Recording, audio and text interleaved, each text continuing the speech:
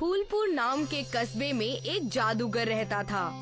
अपनी कला से वो लोगों को जादू दिखाकर अपने और अपने बच्चों की तरबियत किया करता था। बड़ा बेटा राजू जो बचपन से ही पायलट बनना चाहता था, और छोटा बेटा श्याम जिसका ख्वाब था कि वो बड़ा होकर आलीशान गेस्ट हाउस खोले।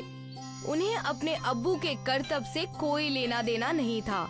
वो हमेशा से उनके करतब के खिलाफ थे।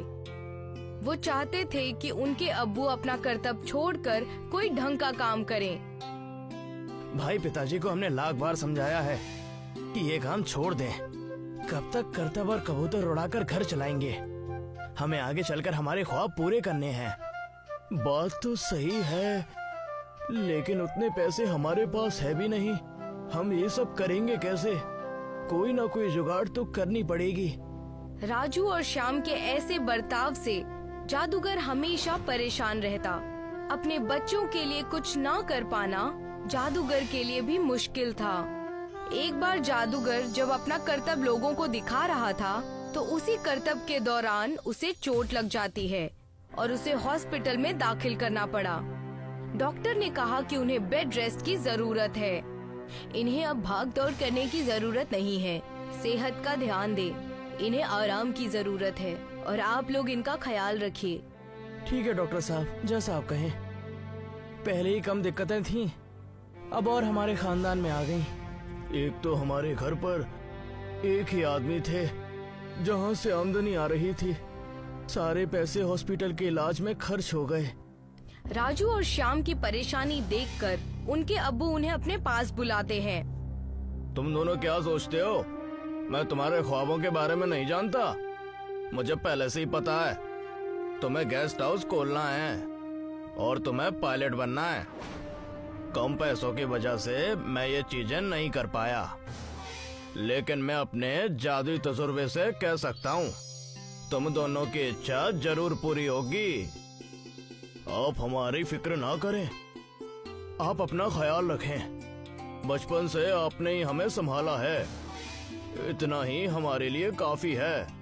लेकिन हमारी इच्छाएं आपको कैसे पता चली? इस बारे में तो हमने आपसे कोई भी बात नहीं की।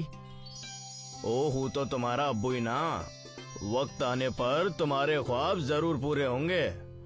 जाओ जाओ, मुझे आराम करने दो। राजू और श्याम अपने अब्बू के कमरे से बाहर जा ही रहे होते हैं कि उन्हें पता चलता है कि उनके अब्बू ने उनके लिए एक छोटा जादुई प्लेन रखा है। राजू और श्याम जानते थे कि उसमें जादू है। दोनों भाई जादुई एरोप्लेन लेकर खुले मैदान में जाते हैं और वहाँ जाकर देखते हैं। शायद इस मैदान में कोई काम बने। एरोप्लेन यहाँ रख दो और जादू देखो। राजू ने एरोप्लेन जैसे ही जमीन पर रखा, देखते ही देखते एरोप्लेन पूरे मैदान में आ गया। अरे वाह, तुम्हारा काम तो पूरा हो गया। जरूर पिताजी ने मेरे बारे में भी कुछ सोचा होगा। इससे हम व्यापार करेंगे। विदेशी लोगों को हमारे गांव में विमान से लाकर उसका इस्तेमाल करेंगे। मुझे तो यकीन ही नहीं हो रहा है। हमारा कारोबार बहुत चलेगा अगर हम इसे चला पाए तो। ठीक वैसा ही हुआ। राजू अपने जादुई एरोप्लेन से विदेश जाकर विदेशियों को लाता। वक्त बीत रहा था। जादूगर की तबीयत अब ठीक हो रही थी।